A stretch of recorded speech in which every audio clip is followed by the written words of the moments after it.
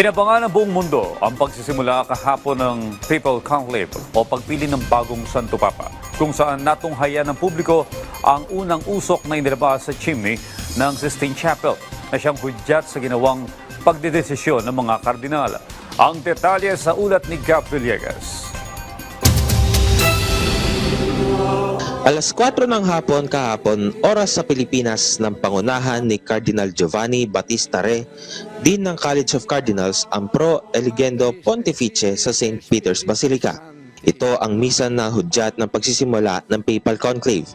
Sa kanyang homily, hiling niya na makapaghalal ng Santo Papa para sa makabagong panahon. Pregare, invocando lo Spirito Santo, è l'unico atteggiamento giusto e doveroso mentre i cardinali elettori si preparano ad un atto di massima responsabilità umana e ecclesiale e ad una scelta di eccezionale importanza.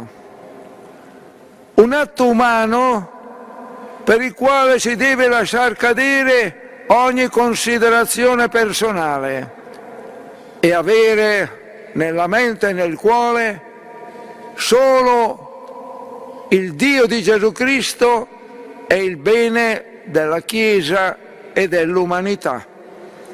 Alas 10 ng gabi, oras sa Pilipinas, nang simulan ng mga cardinal electors ang pagdarasal ng Litany of Saints mula Pauline Chapel patungo sa Sistine Chapel. Dito ay ginawa nila ang oath of secrecy kung saan nanumpa silang mananatiling lihim ang magiging botohan.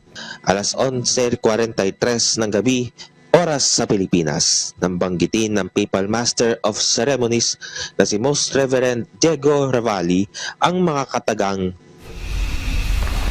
extra omnes. ibig sabihin, kailangan ng lumabas ng lahat ng mga hindi kalahok sa botohan. Matapos ang 2 minuto ay formal nang isinara sa lahat ang pintuan ng Sistine Chapel. Isang balota lang ang pinapayagan sa unang araw ng conclave. Alas 3 kaninang madaling araw, oras sa Pilipinas, ay lumabas na ang unang usok mula sa chimney ng Sistine Chapel. Itim ang lumabas na usok mula sa chimney na nangangahulugan na wala pang napiling Santo Papa. 2 balota ang papayagan sa morning session at 2 ring balota ang papayagan sa afternoon session ng conclave. Inaasahang magsisimula mamayang alas 4 ng hapon, oras sa Pilipinas, ang unang round ng botohan para sa ikalawa at susunod pang mga araw ng conclave. Ang unang usok ay inaasahang lalabas ng alas 4:30 ng hapon. Ang ikalawa ay mamayang alas 6 ng gabi. Ang ikatlo ay mamayang alas 11:30 ng gabi. At ang huling usok ay lalabas ng 1:00 na madaling araw, oras sa Pilipinas. 133 cardinal electors ang kalahok sa conclave, kung saan 108 sa mga ito ang itinalaga ni Pope Francis. 3 sa mga ito ay galing sa Pilipinas.